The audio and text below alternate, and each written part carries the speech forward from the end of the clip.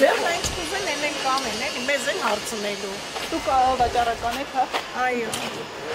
Իսկ մինչ այդ մեզ քաղաքապետարից ասացին, որ տնտեսվարողների հետ քննարկումներ են անցկացվել, տեղյակ եք։ Ոչ մի բան չգիտեմ ես, Ազիզ ջան։ Մենակ գիտեմ, որ իրանք ոնց ուզում են, հենց 50 ընտանիք մնաց անգործ։ Ինչ պետք է անեն դրանց։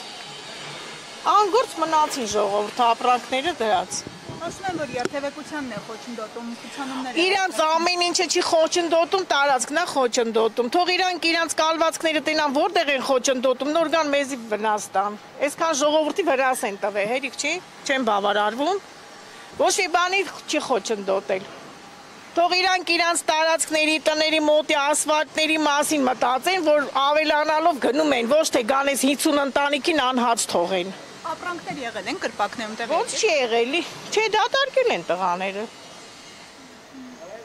Իսկ շուկայի մասով ամեն Շուկան շատ լավ, շուկայի աշխատում է, տնօրինությունը լավ, տնօրինությունն է, ոչ մեկ ռիսկ չունի մտնի ստե։ Դե թող մեկը մտնի ասի շուկայի մասին